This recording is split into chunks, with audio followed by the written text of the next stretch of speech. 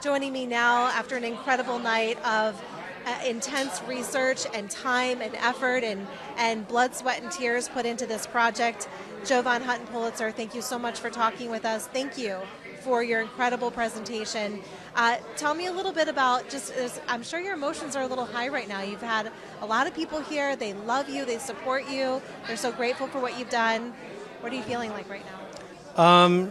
It's exciting. It was a heavy load off. I didn't realize how much weight I was carrying knowing all of this, and it has to be put out, so I'm glad that part's there. This was very reaffirming for me because, there's always rumors and stuff. The system fights you and beats you down because they don't want the information out.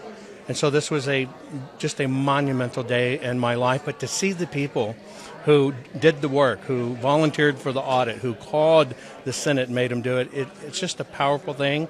And that gives me great hope that we can fix this because people are involved, and that's what's important. Yeah, no, you're exactly right. And actually, while you were presenting your information, I was texting with people that I know personally who were election workers in other swing states, and they're saying, I feel so validated by this. And, that's huge because you know better than anybody when you're working on something where the rest of society and the media is portraying that this is all fabricated, it's all a lie, it's an illusion, it's not real, but you know it to be truth, but that's what you're constantly getting. It is hard and lonely.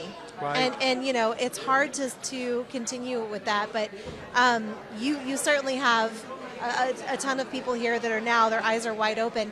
One of the things that stuck out to me the most in your presentation was the whole Sharpie incident, because so many people contacted me in Michigan for the fact that they were told to use Sharpies on their ballots. And what's interesting, and correct me if I'm wrong, but I think I remember 17, was it each ballot that had at least 17 extra votes on it that should have never been there. Right. And so imagine if you had a child color on your ballot. That happens. I've actually seen them. The machine won't read it. Somebody did dots on it. You spill your coffee on it. That's as simple as it was. So an average, but this is just the average. The average ballot, weighted numbers, 120,000 ballots, had 2.1 million extra votes on them. That's 17 and a half votes for every ballot. Some of them had 100 extra votes on them. It was a very simple hack to take that ballot, regardless of how it was voted, and just suspend it for an amount of time to get enough of them up there to work underneath. I'm hoping that you can explain to everybody the reason why your analysis was so monumental is that for those who have seen 2,000 Mules, they understand that process. Okay, yes, that's fraud. The reason why this is so big is that it's not just solving the problem of the drop boxes and the mules. We have to look at all the different ways. So if you could just kind of share with us a little bit more about your thoughts on this, of the different ways that you went through analyzing, the paper and just everything. And actually, if you could go into detail just a little bit with the paper, I think that's so interesting for people to understand. If we were to, and everybody understanding 2,000 Mules and the wonderful work by True the Vote, Catherine and Greg, even if that was plugged tomorrow, wouldn't change anything.